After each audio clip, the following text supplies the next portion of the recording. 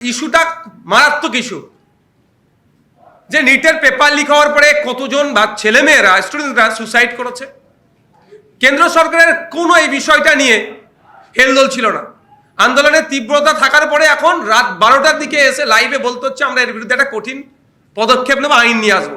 আজ থেকে 2 বছর আগে পার্লামেন্টে দাঁড়িয়ে মোদিজি বলেছিলেন যে অলরেডি তখন যখন নিটের পেপার লিক হয়েছিল বলেছিলেন যে আমরা অলরেডি আমাদের আইন আছে, আমরা কঠিন বা আইনের মাধ্যমে গ্রেফতার করব। তাহলে দুরকম কথা হয়ে যাচ্ছে।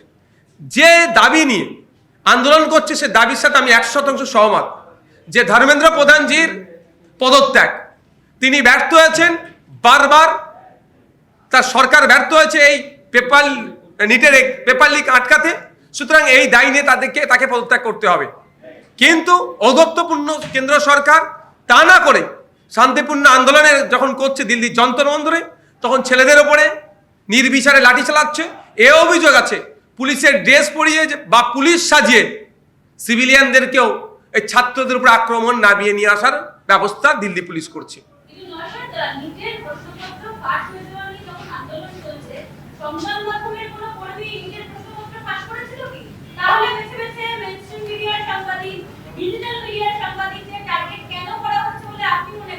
দেখুন, আমি কোনো মতেই কোনো সাংবাদিকের উপরে আক্রমণ নিয়ে আসুক, এটা আমি চাই না। সাংবাদিকদের সংবাদ পরিবেশন নিয়ে অনেক প্রশ্ন আছে, অনেক হলুদ মিডিয়া আছে, গদি মিডিয়া আছে, সে বিতর্ক আছে। তার জন্য আক্রমণ নামিয়ে আনতে হবে, তাদেরকে শারীরিক হেনস্থা করতে হবে। এটা আমি পক্ষপাতী নয়, এটা আমি চরম বিরোধী। যারা করেছে তারা শাস্তি পাবে, এটা আমরা চাইব।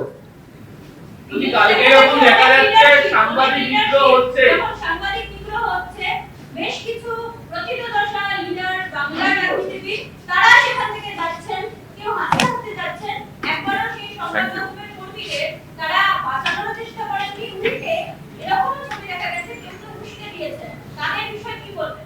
দেখুন, যদি এই ধরনের ঘটনা ঘটে থাকে, একজন লিডার হিসাবে, আমি ছোট মতো হলেও একজন নেতা হিসাবে, আমি এটাকে কোনোভাবেই পজিটিভ দেখবো না, নেগেটিভই দেখবো। আমার কলকাতায় যখন আমাদের পার্টির আমরা প্রোগ্রাম করি, আপনারা দেখেছেন অনেকে, আমি সবার শেষে এই জন্যই থাকার চেষ্টা করি। কোনো রকমভাবে আমাদের পার্টির ছেলে না, বাইরের কেউ যদি কোনো বিশৃঙ্খলা করাতে চাই, সেটা যাতে আমি নজরে রাখতে পারি।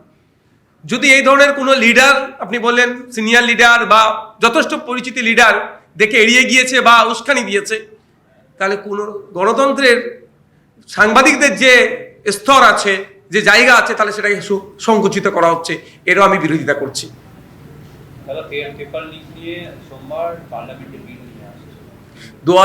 আজ থেকে 2 বছর আগে অলরেডি মোদিজি বলেছিলেন পার্লামেন্টে দাঁড়িয়ে যে অলরেডি ভারত সরকারের যে কড়া আইন আছে সেই আইন দিয়ে বিচার হবে। আবার নতুন করে আইন নিয়ে আসার প্রয়োজন কি হবে? ব্যাপারটা হচ্ছে সারা দেশে যে উত্তাল অবস্থা, এখন শুধু ছাত্রদের নয়, গার্জিয়ানদের আন্দোলনে পরিণত হয়েছে। ফলে দেশের সরকার চাপে পড়েছে, নতুন করে কিছু একটা ড্রামা করছে, হয়তো নাটক করছে। দেখুন, ব্যাপারটা হচ্ছে কোন আইন নিয়ে আসবে তার থেকে বড় কথা, যে শিক্ষামন্ত্রীর আমলে এই দুর্নীতি হয়েছে তিনি আটকাতে পারেননি, সেই শিক্ষামন্ত্রীর আগে পদত্যাগ করাতে হবে।